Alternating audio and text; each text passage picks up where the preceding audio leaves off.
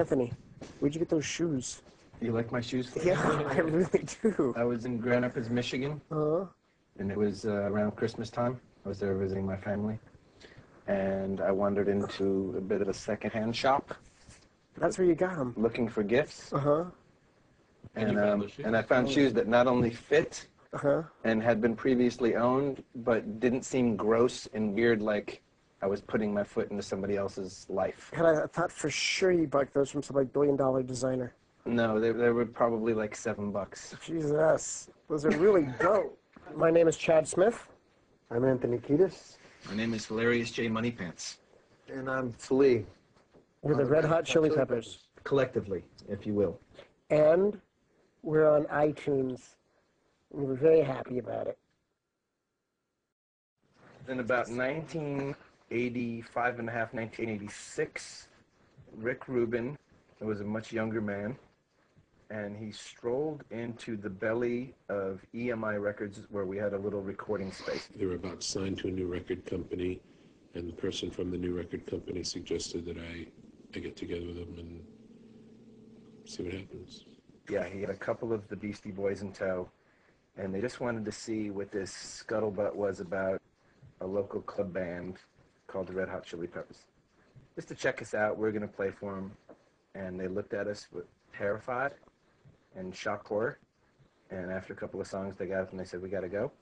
And we did not see them again for years. I later found out they were scared to death of the energy that was in that room.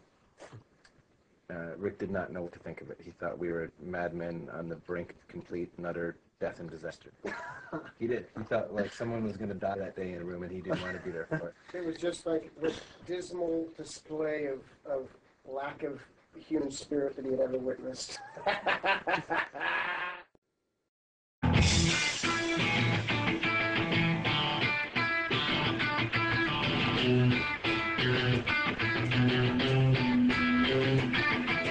Yes, it is true. What was true, Flea?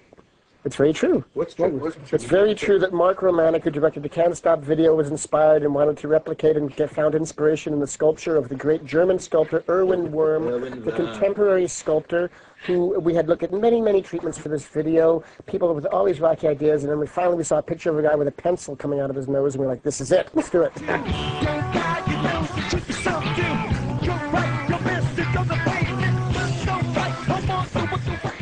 Sometimes you just know that it's it. All you need is a little scrap of paper with a drawing on it. But he was also inspired by being a director and just going to studios where you film stuff. Because the other day when we were filming stuff in a giant TV studio, there was tons of that yellow piping everywhere. And I sort of realized where he got his inspiration for that whole traveling through the snake, because he sees it every day at work. Right. He runs into that shit every day. Can't stop the spirits when they need you. This life is more than just a read-through. I nearly had a heart attack when we got nominated for Californication. I'm just kidding. Really, our band, the things that make us really excited and happy are when the creative process is a richly rewarding experience, and when we are in love with each other enough to really connect on a deep level with our music. And all the other stuff it's really like icing. It's nice to be recognized, and we're grateful for people to enjoy our music, but it's really not something that we put a lot of value in. For me, the time that I really feel that sense of like surprise is a lot of the time, like when we're writing, when we, at the end of the day, we have some song that just came out of nowhere, and we're just like, where did that come from, or when I'm in the studio and we're doing guitar solos or something, and then I listen back and there's just this solo just happened. When you go with these things that are based on like inspiration, they just happen and they come out of nowhere, and you don't even remember. Your subconscious activity is so strong that you're not really even conscious of what's going on, and that's big place that our music comes from. So that's usually the times when we're surprised. Like the success, it happens so slowly. Yeah, just like getting invited to a corporate party just doesn't hold the same impact as like writing a great song and like hearing it back for the first time from the speakers when you're in the studio and you just like rock with your brothers.